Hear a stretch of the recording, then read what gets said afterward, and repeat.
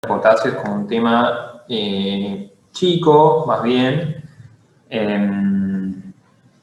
pero puede ser tomable en el sentido de que se toma como un tema básico, que es sencillo, y las preguntas son siempre muy sencillas de esto, son siempre las mismas, y les voy recalcando las cosas importantes, se me saben leer entre líneas, las cosas que no pueden no saber se las voy a repetir bastantes veces, pero es un tema que no los pueden agarrar no sabiéndolo. O sea, que alguien les diga, bueno, hablame de potasio, en general, si alguien les dice eso, es para tratar de tirarles una ayuda a ustedes, como para que arranquen con un tema fácil y se larguen, o para tratar de, si vienen medio flojos por ahí en el examen, igual creo que, no sé si es escrito o no el examen, pero bueno, no importa, si en un momento llega a ser oral, creo que es escrito. Esto, desde ya les digo, no tengo ni idea si es escrito o no. Eso les aviso, por la duda, no me malinterpreten.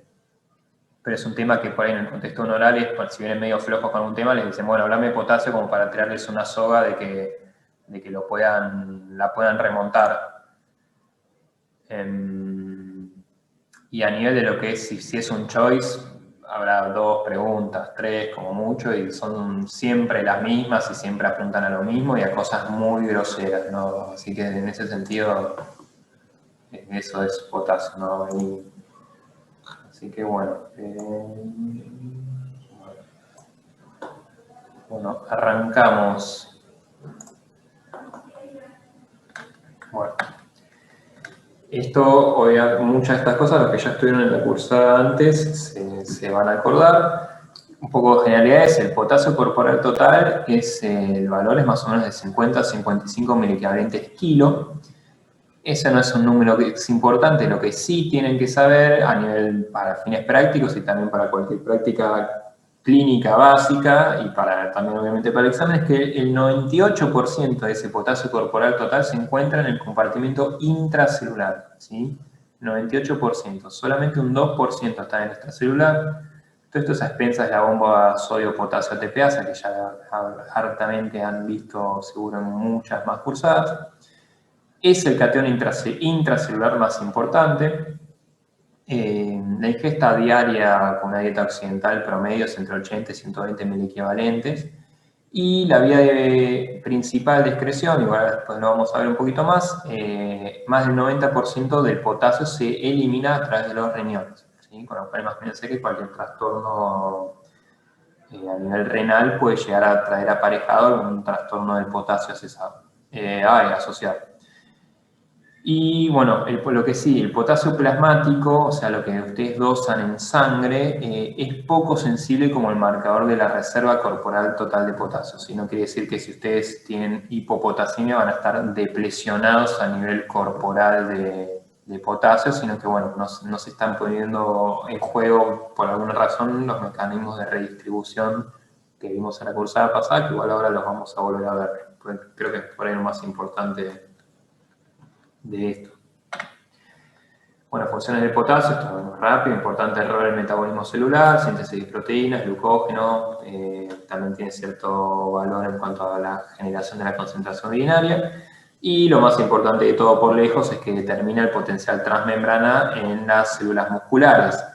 Obviamente, por lógica, se pueden dar cuenta que es muy importante a nivel del músculo cardíaco y que cualquier trastorno del potasio puede llegar a llevar a arritmias potencialmente fatales. Bueno, esto es lo que les decía del balance del potasio. El mouse lo ven, ¿no? El cursor del mouse. Sí, se ve. Sí, lo vemos. Así lo uso para señalarles. Esto es lo que decíamos antes. Potasio corporal total habíamos visto 55 miliequivalentes kilo, 49 en el caso de las mujeres, no importan estos números. Potasio corporal total más o menos entre 3.500 a 4.000 miliequivalentes. Lo que sí es importante es que el 98% es intracelular y solo un 2% es extracelular, que esto es lo que ustedes dosan en sangre cuando hacen cualquier laboratorio que tiene un ionograma, que ven un valor normal de 3.5 y 5. Fíjense que es solamente un 2% de todo el potasio que ustedes tienen en el cuerpo. Ahora, ¿dónde está ese potasio? Bueno, en cuanto al balance del potasio hay 2 cosas. Una es el balance interno, que es todo esto que es de este lado, así, y otra es el balance externo, que es esto. ¿Qué es el balance interno, la llamada redistribución? Ustedes por la dieta ingieren determinada cantidad de potasio, dijimos puede llegar a ser hasta 120 miliequivalentes día, y eso va al compartimento extracelular, ¿sí?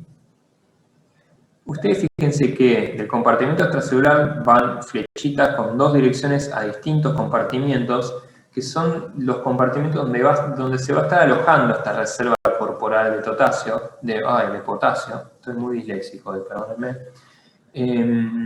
Fíjense que la mayor cantidad se aloja a nivel de lo que son las células musculares, obviamente una importante cantidad igual también en glóbulos rojos y algunas en células hepáticas.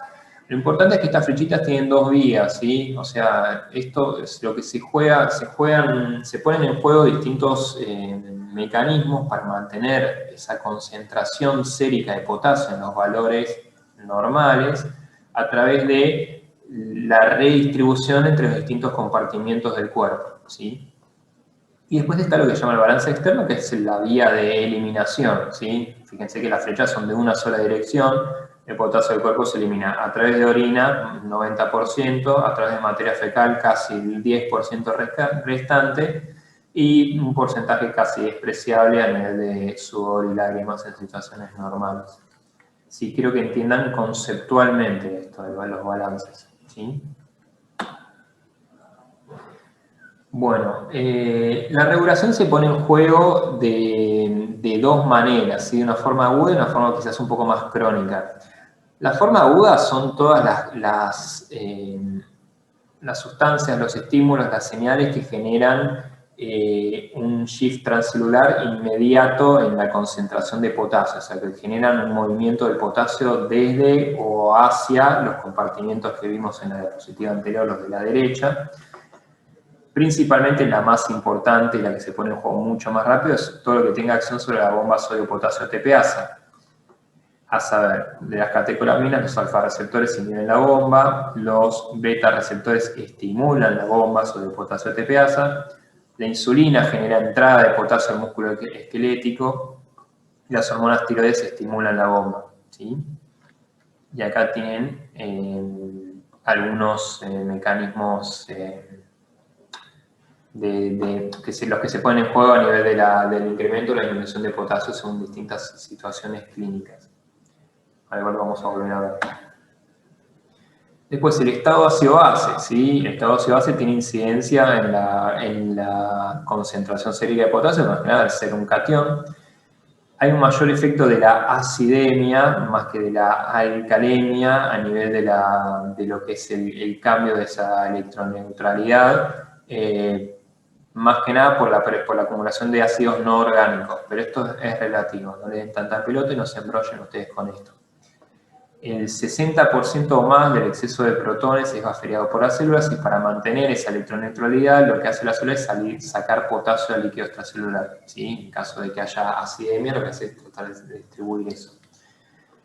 Por la concentración de potasio aumenta de 0,2 a 1,7 miliequivalentes por cada 0,1 de descenso del pH, ¿sí? Imagínense tener un pH sérico de 7,3 o 7,4 quizás, algo un poco más fisiológico. Si disminuye a 7,3 o a 7,2, por cada 0,1 eso que desciende, si está funcionando todo normalmente, fisiológicamente, el potasio debería aumentar entre 0,2 a 1,7 la concentración para mantener esa electroneutralidad, ¿sí? Bueno, las acidosis orgánicas, esto va en relación a lo que decía acá arriba, no es tan predecible la distribución, pero lo más importante quizás es esto. Porque la vida de residencia sigue y me mandan mensajes. Listo. Y después está lo que es más que nada el manejo crónico o el mantenimiento, digamos, un poco no agudo, sino que tarda algunas horas en ponerse en juego. Ahí lo puse 6 a 8 horas, que es más que nada que se da por el manejo renal. Ustedes lo que tienen que saber es que normalmente el túbulo proximal reabsorbe un 60-70% del potasio que se filtra y a nivel de grasa de genes se reabsorbe un 25% restante. Pero después hay un sector a nivel de los túbulos distales y los túbulos colectores que son los encargados de la regulación final que en distintas situaciones de hipo o de hipercalemia pueden variar lo que se excreta de potasio a nivel de la orina. Una cosa muy importante es que no confundan excreción con secreción. Esto se lo digo no solo para el potasio, sino para cualquier cosa que se filtra en el riñón. La excreción es todo lo que se termina eliminando por la orina, todo lo que queda en el inodoro, en la orina final. Y esa excreción está dada por lo que el riñón filtre y vaya generando la orina y lo que los túbulos secreten agregado a eso. Entonces, ustedes pueden tener una determinada sustancia que se filtra por el glomérulo, pasa a los túbulos, en los túbulos se puede o secretar o reabsorber un poco más y lo excretado es la cuenta final de eso. ¿Sí? Se lo digo para que no les genere confusión leyendo algún tema. Lo importante, a qué iba con esto ahora, es que la excreción fraccionada de potasio, o sea, lo que uno termina eliminando, puede variar muchísimo según las condiciones en las que esté sensando que está el riñón. Esto es, una dieta carente de potasio, la excreción fraccionada puede ser de un 1 a un 3% de lo que se filtró, y una situación de exceso de potasio, que ahora vamos a ver en qué situaciones puede ser, el riñón puede excretar hasta un 120, un 130% de lo que filtra, o sea, eliminar potasio, a eso voy. ¿De qué depende? De la ingesta de potasio, obviamente, de la oferta distal de agua y sodio, del estado ácido-base y, bueno, también del sistema renina-angiotensina con la aldosterona. Este es un dibujito horrible de lo que les dije antes de los lugares donde se absorbe y se secreta el potasio. Esto teóricamente es un glomérulo. Esto es a nivel proximal, se resuelve un 60 o 70%, después un 20% restante a nivel del asa. Y lo que hablamos de secreción, reabsorción, la regulación final dada a nivel de los túbulos distales y los colectores. Esto es un poquito más de lo que decíamos antes, 60% se resuelve en los proximales, 30% en el asa, a nivel de la nefrona distal, los túbulos distales y los túbulos colectores, que se produce la regulación final. Ahora lo vamos a ver.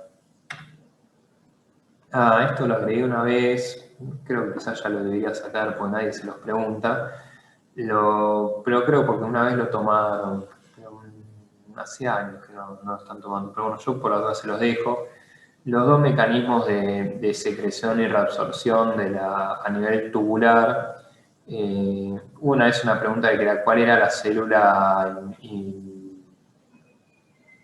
implicada no me acuerdo si era en la secreción o en la reabsorción de potasio. Bueno, acá lo tienen las células intercaladas o intercalares, son las que generan la reabsorción del potasio a nivel de los túbulos colectores, y las células principales son las que generan la secreción de potasio a través de un contratransportador.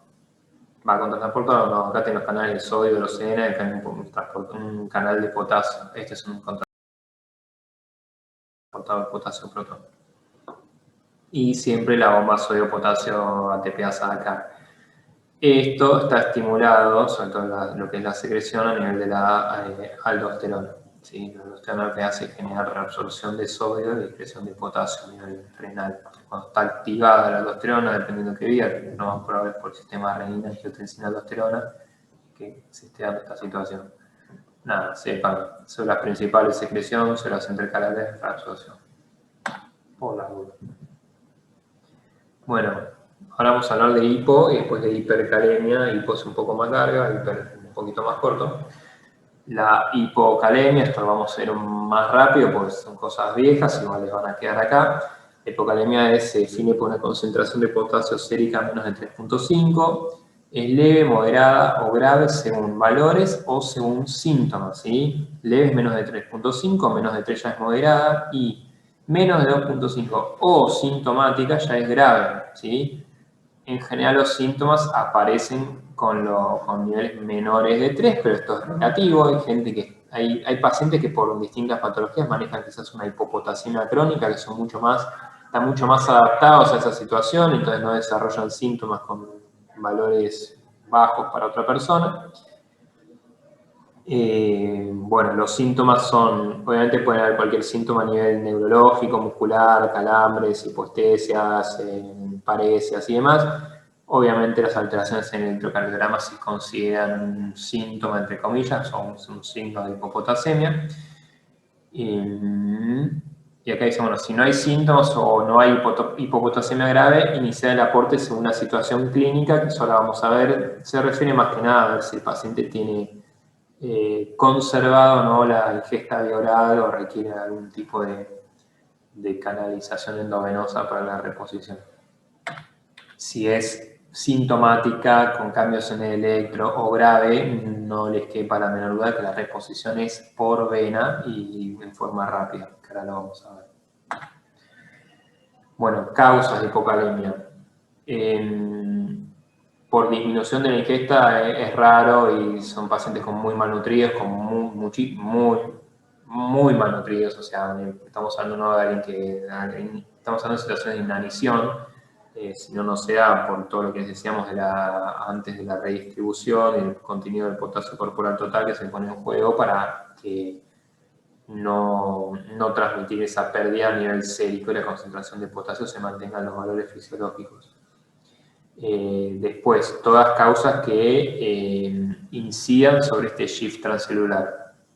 Estas son las cosas que quizás tengan que saber como causas, quizás para el choice o causas de hipopotasemia. La alcalosis, sea respiratoria o sea metabólica, van a tener una clase de ácido base la semana que viene, por aumento del pH extracelular, va a generar hipopotasemia, ¿sí? El uso de insulina ya lo vimos que va a generar hipopotasemia porque genera que haya un ingreso del potasio hacia la célula, y los estímulos beta-adrenérgicos como el salbutamol en pacientes quizás con patologías pulmonares crónicas que usan broncodilatadores y demás. El estrés, la liberación de adrenalina, toda la alteración del sistema nervioso simpático puede llegar a generar hipopotasemia, y también los casos de tirotoxicosis por una exacerbación de todo lo que es el metabolismo tiroideo puede llegar a generar hipopotasemia. Estas son las cosas que tienen que saber groseramente. Después hay una entidad muy rara que se llama parálisis periódica hipocalémica, es un trastorno genético, pacientes que hacen periódicamente hipopotasemias con parálisis que resuelven enseguida con la reposición, no lo tienen que saber, se lo menciono porque está acá. Pero estas sí son las tres causas que tienen que saber, más que nada como incidencia en el shift transcelular que genera hipopotasemia. ¿Qué quiere decir esto? Estas son causas que lo que hacen es que hacen que la célula, por alguna razón, meta el potasio extracelular al intracelular, y eso es lo que ustedes ven reflejado en el análisis de sangre como hipopotasemia. Una causa importante de hipopotasemia que no tiene nada que ver con el riñón son las pérdidas gastrointestinales, ¿sí? Pacientes con diarreas muy profusas, muy importantes, con vómitos incoercibles, intolerancia digestiva, pacientes con mucha deshidratación, por esos casos pierden un montón por vía digestiva y eso se ve asociado a hipopotasemia. El riñón está funcionando bárbaro, pero el problema es que el potasio se pierde por otro lado. Sepan nada más como tip que quizás la diarrea está asociada a acidosis metabólica porque también se pierde bicarbonato, y no así los vómitos, ¿sí? Porque son de la vía digestiva alta. El uso de laxantes, la presencia de fístulas a algún nivel digestivo, el uso de sonda nasogástrica pueden ser causas, pero sí la más importante, vómitos, diarrea, laxantes, pero por lejos. Laxantes también se ve mucho en pacientes con trastornos de la imagen corporal, que tienen un consumo quizás problemático de laxantes para mantener la figura, además, o mantener la figura, se lo digo entre comillas, es como si ellos se visualizan. Pero bueno, eso puede estar asociado a hipopotasemia sin ningún tipo de duda. Y bueno, o por pérdidas urinarias, lo más frecuente asociado a lo que mencionamos recién es el uso de diuréticos, el uso malo de diuréticos. Hay muchos productos supuestamente para bajar de peso, o hay pacientes que realmente toman diuréticos, la furosemida principalmente, por un trastorno de la imagen corporal, y se suele ver asociada a una hipopotasemia refractaria, que uno la trata de estudiar y no encuentra causa, porque obviamente si un paciente te niega el consumo es medio difícil, pero bueno, la gran mayoría de los casos, salvo que sea una tubulopatía o algún hiperaldosteronismo que ya es medio raro, la gran mayoría de los pacientes que vemos en consultorio, que nos mandan como para estudio de hipopotasemia, en general termina siendo el uso de diuréticos. Si los hiperaldosteronismos, sea de causa primaria o secundaria, no vamos a meter mucho en eso, pero sepan que por estimulación de la aldosterona, que reabsorbe sodio y excreta potasio, como les dije antes, va a generar hipopotasemia, obviamente.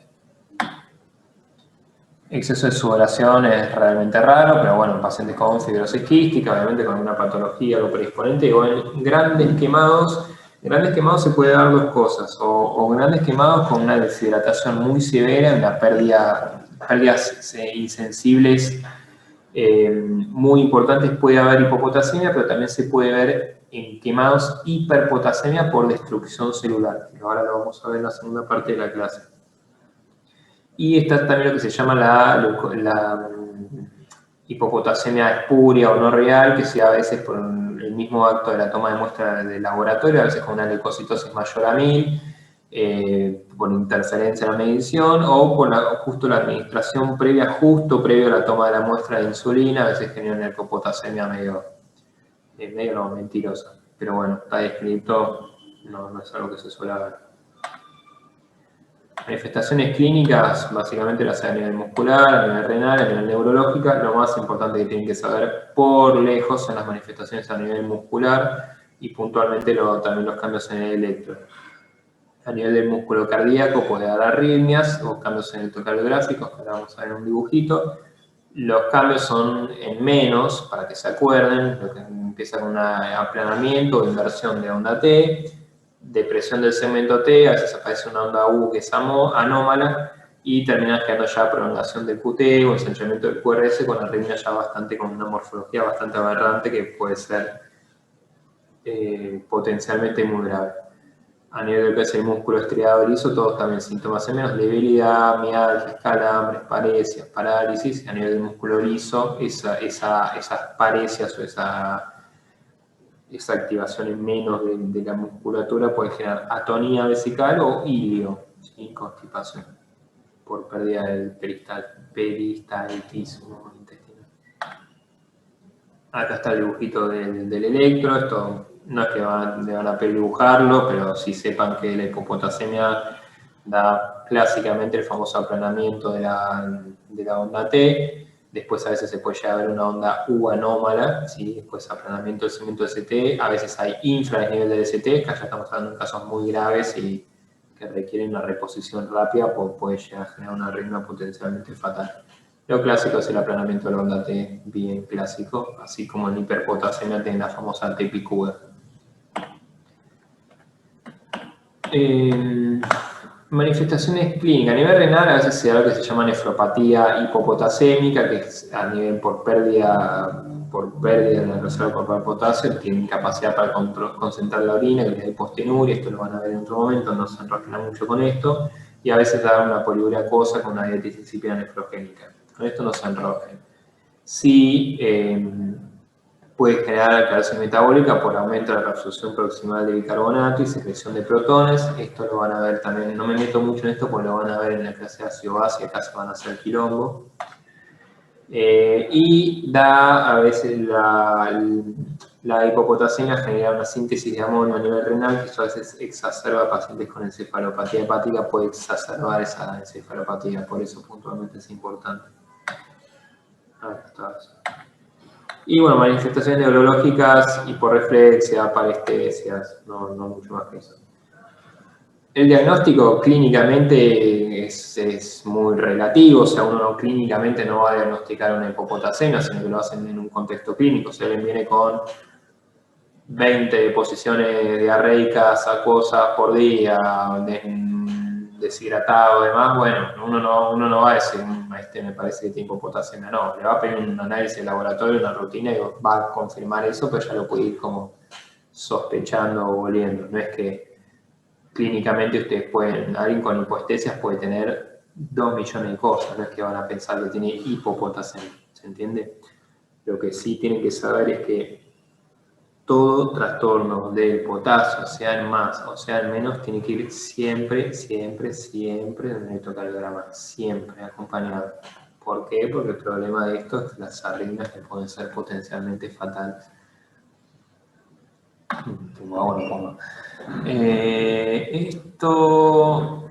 Este es un algoritmo que habían puesto que no vamos a saltear, no me... Acá me interesa más este. A ver, ustedes tienen lo que trata de decir es esto, que en algunas cosas yo no estoy muy de acuerdo, es, lo que tienen que ver, tiene hipopotasemia. Si es sintomática o grave, a nivel sintomático estamos incluyendo también que tengan trastornos en el electrocardiograma, hay que hacer tratamiento urgente. Después se sigue el algoritmo diagnóstico en un segundo tiempo, digamos, pero se hace tratamiento urgente, ¿sí? Tienen que reponer ese potasio. El tratamiento urgente se hace por vía endovenosa, va a estar más adelante, no sé, hagan lío, por vía endovenosa. Si tienen que reponer en forma rápida, que este sí es el caso, se hace por vía central, porque el potasio genera mucha irritación, mucha flebitis, entonces a nivel, si lo hacen por una vía periférica, la reposición de potasio en general se demora un mínimo de 3 a 4 horas. Si lo hacen por vía central, se hace una reposición rápida en minutos, por ahí en 30 40 minutos pueden hacer una reposición rápida de potasio. Este sería el caso.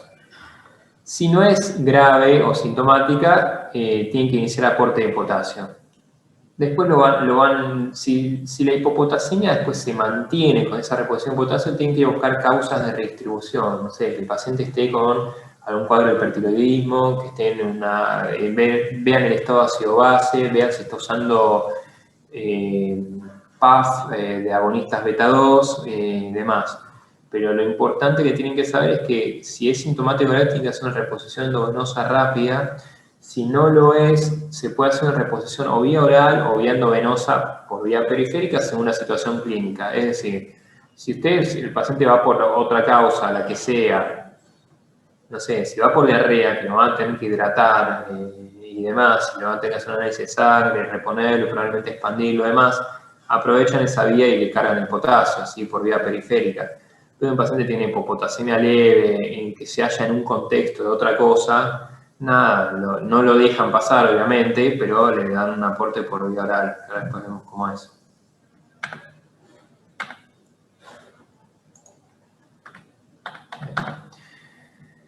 Una cosa, no quiero que se hagan lío con esto, lo que tienen que evaluar en los casos de hipopotasemia, groseramente, es ver si hay algo que está incidiendo en la redistribución del potasio, le hace lo que dijimos antes, el uso de insulina, cualquier cosa que pueda estar estimando a bomba sodio, potasio, TPA, sea insulina, insulina se dice 2 veces, uso de beta-2, ¿sí? El estado ácido-base, cualquier cosa que les pueda perpetuar esa hipopotasemia por la redistribución. Esa es una de las primeras cosas que tienen que ver. Lo otro que tienen que ver es si no es que hay redistribución, sino que el cuerpo está perdiendo potasio. ¿Por dónde va a perder potasio? Por las dos vías de eliminación que ya vimos. La principal es la renal, en un segundo caso está la digestiva. Esto es lo que apunta esta diapositiva, que no quiero que sean quilombos, lo que sí quiero que sepan es que lo que debería hacer es hacer una fracción excretada de potasio o un gradiente transtubular de potasio, ¿sí? Que no tienen que saber las fórmulas, pero con eso lo que ustedes básicamente lo que buscan es saber si en una situación de hipopotasemia el riñón normalmente se va a querer quedar con todo el potasio que quiera, que tenga, todo lo posible, va a querer reservarlo, ¿sí? Porque lo está perdiendo. Entonces, en una situación de hipopotasemia, ustedes ven que la fracción excretada de potasio es alta, no importa el número, es alta, o el gradiente transtubular de potasio es alto, ustedes dicen, algo está andando mal, porque el cuerpo no tiene potasio y el riñón igual lo está perdiendo. Entonces, ahí vamos a ir, ahora hay un cuadrito que es un poco más ordenado que esto, ahí vamos a buscar causas renales de hipopotasemia. En cambio, si eso les da abajo, quizás lo que tienen que ir a buscar son causas digestivas, que eso es lo que vamos a ver ahora. Esto es lo mismo, no se van arriba. Este es con el que creo que se tienen que quedar y ordenarse un poquito, ¿sí? Básicamente está en una situación de hipopotasemia. Lo primero que tienen que discernir las aguas, más allá de que siempre acá en el costadito tienen que ir viendo cualquier cosa que pueda incidir distribución de potasio en forma paralela es el potasio urinario, ¿sí? O el gradiente transtubular de potasio. Esas son las dos cosas que dice acá. Si está alto, está bajo. Si está bajo, vamos a la situación más fácil. Está bajo, hay hipopotasemia, está bajo, entonces la pérdida es extrarrenal, el riñón no lo está perdiendo, entonces van a ver las causas de pérdidas extrarrenales que vimos puntualmente. Bueno, diarrea y vómitos, eso es lo más grosero de todo. Hay veces que puede haber una descontinuación reciente de diuréticos, eso puede llegar a confundir, ¿sí? Pero no importa el bicarbonato, esto no se haga lío. Pérdidas extrarrenales, potasio urinario bajo, diarrea o vómitos, eso es lo más grosero que tienen que saber. Si tiene un potasio urinario alto, un gradiente transtubular alto, las pérdidas son renales, entonces quizás para ordenarse un poquito el algoritmo diagnóstico, van a ver la presión más que nada para ver si el sistema renina-angiotensina-aldosterona está, si el problema está ahí o no. Eso sería groseramente el punto. Si la presión está alta, bueno, vayan a ver si el sistema renina-angiotensina-aldosterona está activado y en qué punto está activado. No importa, esto a fines prácticos van a tener una clase renovascular, así que no se hagan mucho lío. Lo que tienen que saber con una T alta, vayan a ver, primero se van a ver la renina plasmática, si está alta o baja, si hay un tumor, hipertensión maligna, un tumor secretor de renina, una hipertensión renovascular.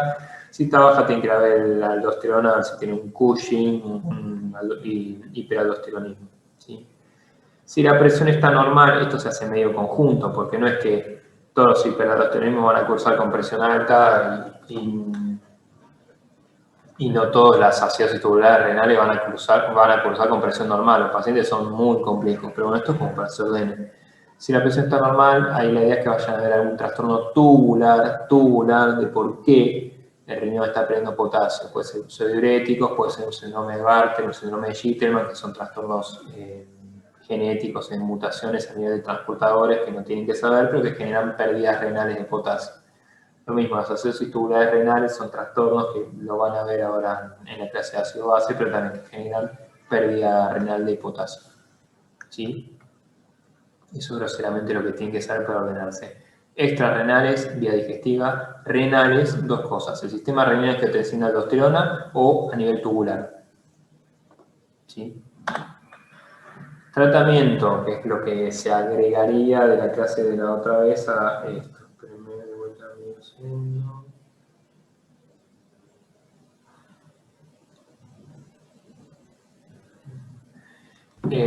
Una pregunta, doctor. Si el paciente llega con antecedentes clínicos, por ejemplo, vómitos o diarrea, o no sé, algún tipo de sudoración profusa, lo que sea, Sí. está bajo el potasio, ¿se hace todo este algoritmo o Este algoritmo en realidad apunta más a situaciones de seguimiento crónico, ambulatorio, pacientes que te mandan a un consultorio para ver, no, mira, tiene potasio bajo siempre, no sé, le pongo y no sé qué pasa. No, un paciente que viene a la guardia con 20 deposiciones por día, más nadie le va a pedir un gradiente transtubular de potasio, ni se hace eso en la práctica, no, se hace la reposición, se lo hidrata. Después, una vez que esté estabilizado, si persiste la pérdida o persiste la hipocalemia a pesar del aporte, el paciente ya no tiene diarrea, no tiene vómitos, está euvolémico, además, bueno, ahí puedes plantearte hacer el algoritmo. Esto es más que nada en su cabeza para que entiendan un poquito cómo debería ser el estudio de la aproximación diagnóstica, pero es más aplicable a un ámbito de consultorio, de un seguimiento, que una situación así como la que vos me planteás, que está muy bien planteada. Perfecto, gracias. No. Bueno, tratamiento. Lo que le dije antes, si está sintomática o grave, ¿sí? O cambios en electro, eso incluye sintomática, se hace reposición rápida, se hace por vía endovenosa y por vía central, ¿sí? Más que nada porque le reponen en forma rápida. La reposición se hace el cloruro de potasio, se pasa en solución fisiológica, non dextrosa, se hace 60 milicavalentes por hora. Eso puede ser reposición rápida en 40 a 60 minutos y después hacen un control, ¿sí? No creo que tengan que saber los valores, sí, conceptualmente, que la reposición es por vía endovenosa y tiene que ser por vía central porque es grave y tienen que cargarlo rápido. Después, lo otro que se pueden plantear es que por vía periférica esto se puede hacer en conjunto también, y si no también se reserva situaciones que les digo que la hipopotasemia capaz es leve a moderada, y bueno, se plantean el uso también de carga endovenosa, pero se puede hacer, tienen la potestad de hacerla más lenta, ¿sí? Que se hace por vía periférica, en general se hacen 2 ampollas de cloruro de potasio o 3, nosotros hacemos 3 en general, en 250 o en 500 mililitros de solución fisiológica, se pasan 3 a 4 horas, porque genera mucha irritación, mucha flebitis, a los pacientes les duele y no lo toleran. Pero ese es el fundamento de por qué la asintomática grave se tiene que hacer por vía central y para hacerlo rápido. Si es asintomática o leve, ¿sí? Se puede plantear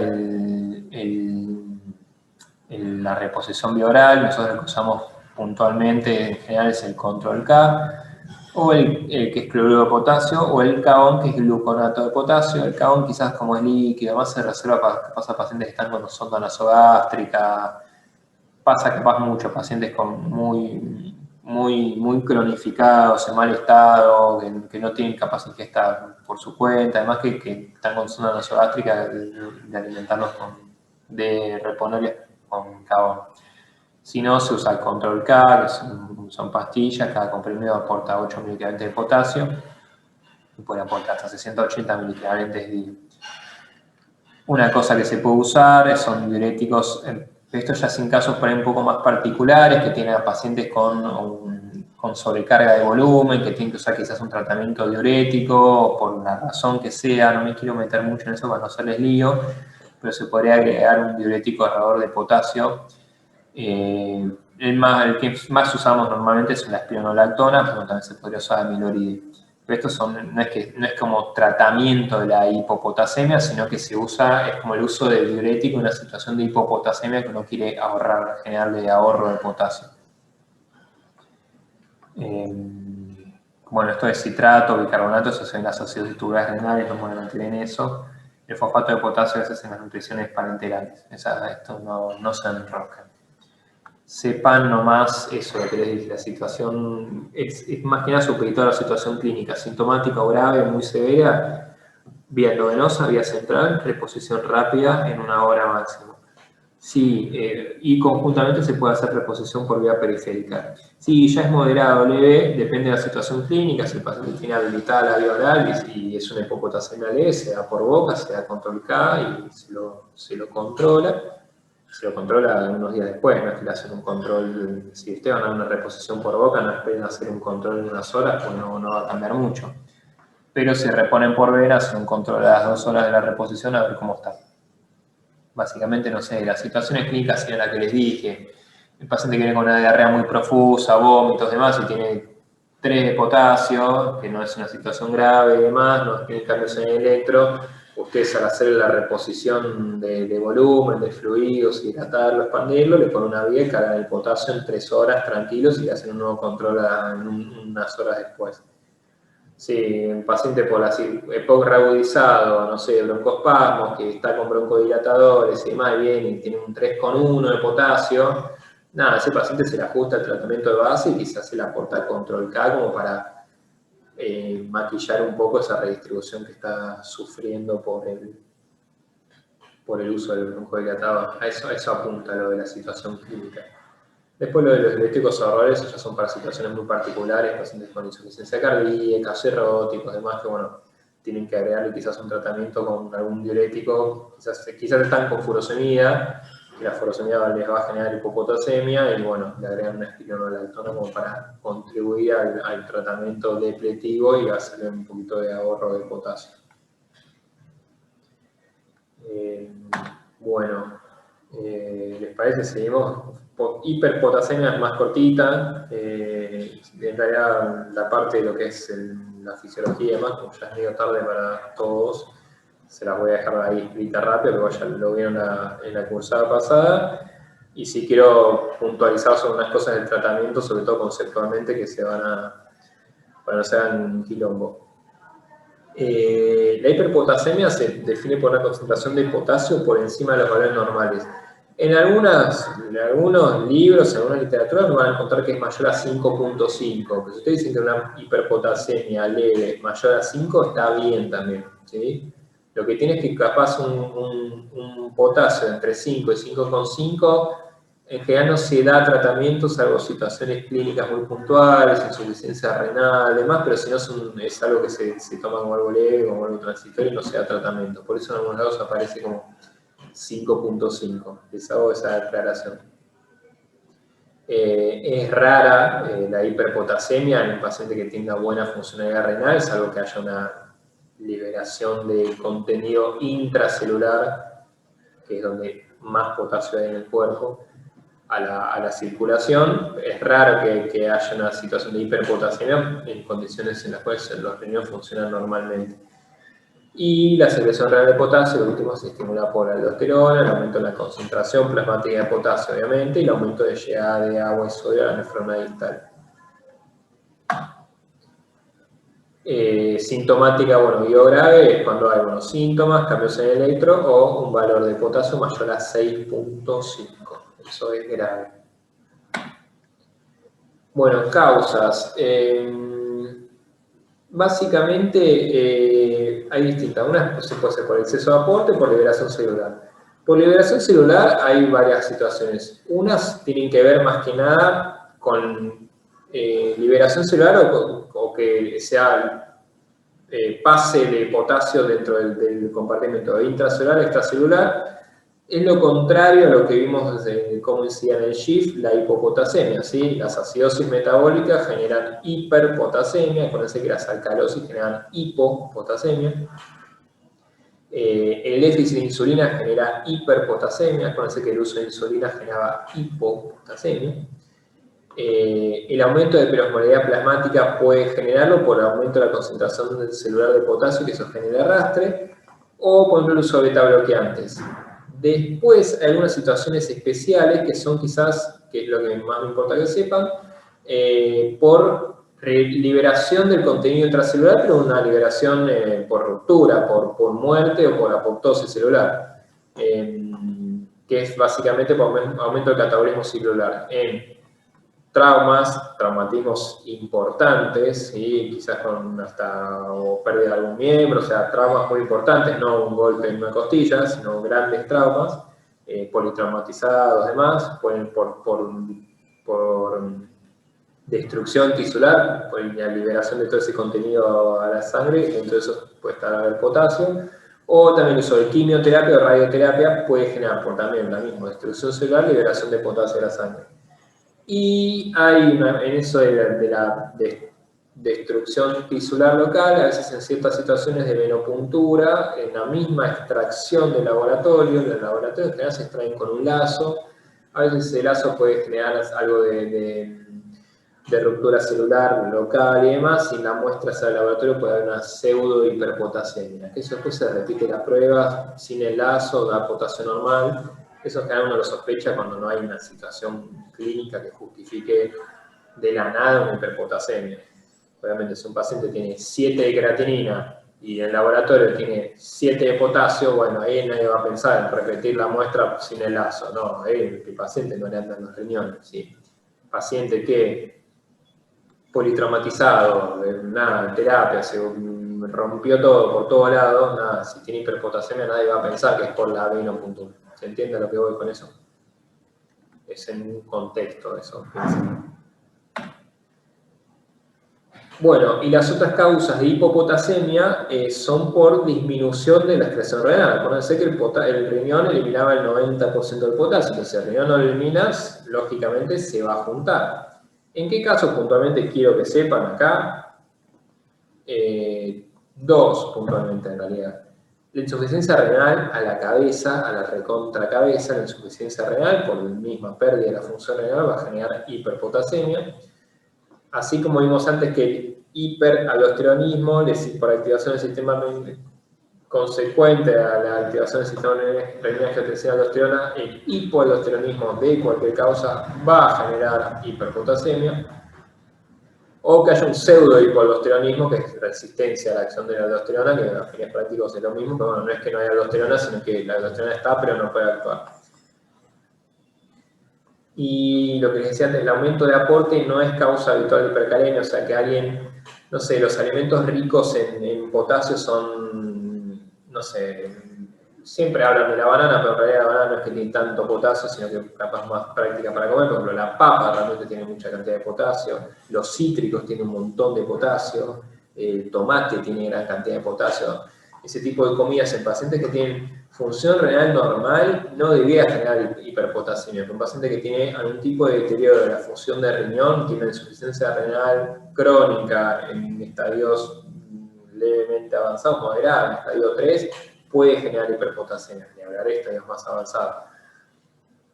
Pero no es que el aumento de aporte en sí va a generar hiperpotasemia, porque el riñón tiene esa capacidad de excretar lo que les dije antes, entre un 2 a un 120% de lo que filtra de potasio. Después acá abajo tenía algunas causas que ya mencioné indirectamente de aporte endógeno de potasio. El exógeno es lo que ya vimos, esto transfusiones, sales, suplementos, estos olvídense, el aporte con las comidas es lo que les mencioné antes. Y otro que haya un aporte, entre comillas, endógeno de potasio. El aporte endógeno, ¿de dónde viene? De la célula. O sea, el potasio, el 98%, acuérdense que está dentro de las células. Entonces, si tienen lisis tumoral, ¿sí? Células tumorales que se rompen, se lisan y liberan su contenido. Grandes traumas, aplastamientos, hematomas, rabdomiólisis, hipercatabolismo, hemorragias, hemólisis, todas situaciones en las que haya destrucción celular y liberación de ese contenido de la célula a la sangre, va a generar hiperpotasemia.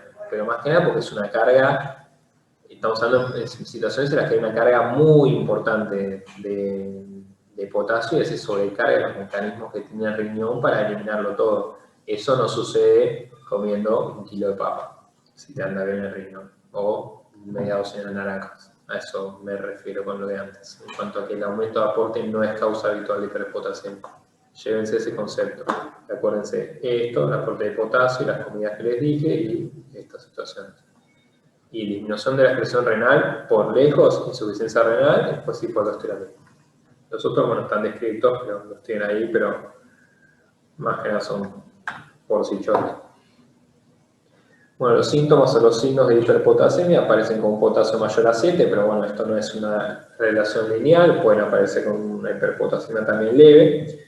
Es por aumento de la excitabilidad de la membrana, de la espolarización celular. Ya vimos que el potasio tiene una función muy importante en el mantenimiento del potencial transmembrana. Y bueno, generan síntomas de debilidad muscular, parestesias, parálisis, hiporreflexia, poder fasciculaciones, tetania, calambres. O sea, los síntomas son recontra específicos y hasta pueden solaparse con síntomas de hipopotasemia. Entonces son medio... Sepan a nivel del electrocardiograma, así como al revés que la hiperpotasemia, la onda T picuda, ¿sí? La T picuda es la clásica descripción de la hiperpotasemia, eso es lo que le van a pedir saber. Ya obviamente cuando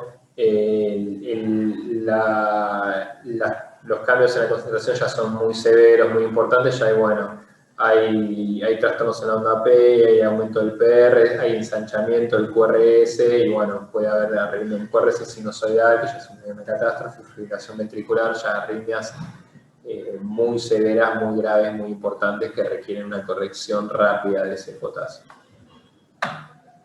Y por ahí lo más importante, pero porque es capaz lo más difícil de entender, cómo se corrige ese potasio. Tratamientos hay varios, no tienen que saber ninguna de estas dosis, nada de todo esto, nada de todo esto, si quiero que entiendan la acción, o sea, qué es lo que estamos haciendo cuando indicamos algo en algún tratamiento en hiperpotasemia, ¿sí? Ahí tienen estas siglas raras.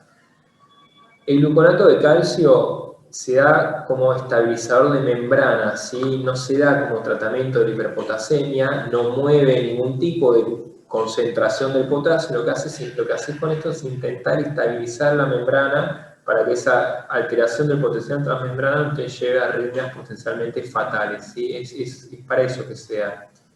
Si alguno rotó o va a rotar en algún momento por clínica o demás, van a ver que quizás en unos casos de hiperpotasemia en el piso ven que les dan gluconato de calcio o en la guardia, más que en general gluconato de calcio, pero es solo para estabilizar la membrana, no para tener ningún tipo de incidencia. Sí, después está lo que llamamos las medidas de redistribución, ¿sí?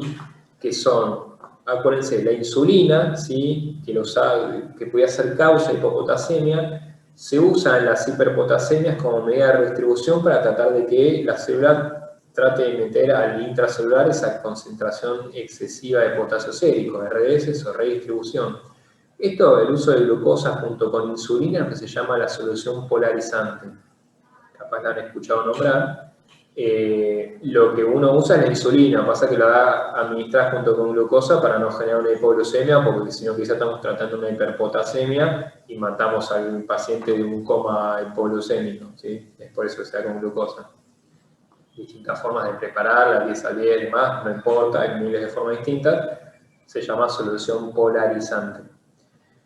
Después, el uso de beta-2, el salbutamol, que como les dije puede ser una causa de hipopotasemia, también las nebulizaciones se usan como redistribución para tratar de bajar, por lo menos por unas horas, esa concentración excesiva de potasio hasta que se corrija la causa o se dé una solución un poco más definitiva, que ahora vamos a ver cuál es. O sea, esto no revierte de causa la hiperpotasemia, lo que hace es nada, tratar de salir de la situación aguda de ese potasio tan alto. Por eso es que bien acá tiene la duración 4 o 6 horas, 2 a 4 horas. Y el bicarbonato de sodio, en realidad, más allá de la redistribución, uno no corrige la acidosis metabólica que puede estar asociada a la hiperpotasemia, no va a corregir nunca esa hiperpotasemia, ¿sí? Lo mismo que antes para la alcalosis. Si uno no corrige la acidosis, con bicarbonato en este caso, no lo va a lograr. Y después está el tratamiento de excreción o de eliminación, que ¿cuáles son? Uno es la furosemida, ¿sí? Como diurético, ¿sí? Por la acción intrínseca de la furosemida va a generar eliminación de potasio. Pero ¿qué es lo que pasa? Ustedes necesitan tener un riñón que funcione para que esa furosemida haga efecto. Y no es para nada raro, y la mayoría de las veces es así, la hiperpotasemia en general, lo más frecuente es que sea una causa secundaria o sea, que sea debido a una insuficiencia renal o aguda o una reagudización de una insuficiencia renal crónica, es un empeoramiento de una insuficiencia renal crónica. Entonces, dependiendo, quizás ustedes no tengan una insuficiencia renal de tal grado que ya no tengan un túbulo que les pueda responder a la furosemida y eliminar ese potasio, ¿sí?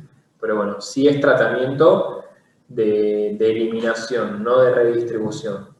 Lo otro que hay son las resinas de intercambio, ¿sí? Que son unas sustancias que se usan, que son por ingesta viral, que lo que hacen básicamente es atrapar se utilizan previo a las comidas, y lo que hacen es atrapar el potasio de la dieta y evitar que se absorba y eliminarlo por vía digestiva, ¿sí?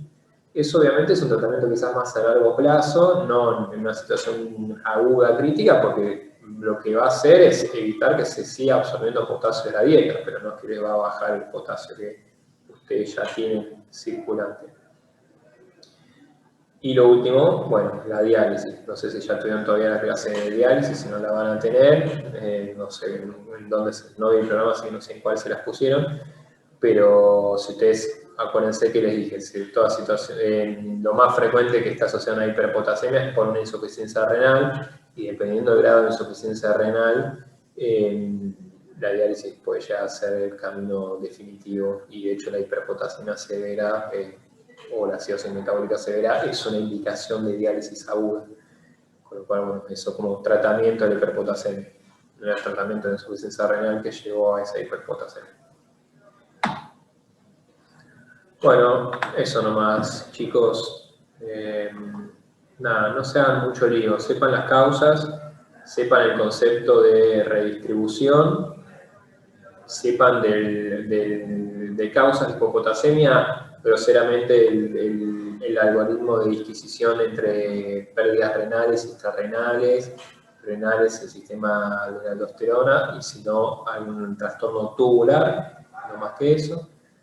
Sepan el tratamiento, si es sintomático grave, o los cambios en el electro, tanto como hipo en hiper, de tratamiento sepan en la hipopotasemia en qué situaciones clínicas tienen que poner una vía central, carga rápida, una vía periférica que pueden permitirse cargar un poco más lento o pueden dar reposición por boca. Y del tratamiento de la hiperpotasemia, que quizás es donde capaz se pueden hacer más líos, sepan lo que se utiliza y para qué se utiliza, ¿sí? En general uno termina dando todo, ¿sí? No es que por determinado valor da la solución polarizante y bueno, si está un poquito peor, da el salbutamol. No, es un tratamiento medio en conjunto, ¿sí? Un estabilizador de membrana, solución polarizante, salbutamol. Esos son lo que se llaman recientemente medidas de redistribución y eventualmente añadir tratamiento con diuréticos para ayudar a forzar diuresis y a eliminar ese potasio. Y si no hay respuesta, o la insuficiencia renal es muy importante, diálisis. Las resinas de intercambio en general se usan más para el paciente quizás crónico, que tiene insuficiencia renal crónica, estadio 3, 4, o también pacientes en diálisis que no respetan la dieta, son grandes transgresores, quizás uno los dializa, todos nosotros hacemos una vez por mes controles del laboratorio de los pacientes que están en diálisis crónica, y hay un montón que tienen 6 y pico de potasio y más, porque uno les dice, bueno, no comas esto, no comas lo otro, no comas lo otro, y lo comen igual, y bueno, uno trabaja con lo que tiene. Entonces, muchos pacientes están con resinas de intercambio. La más conocida es el RIC calcio, eso que no se las nombré, RIC calcio.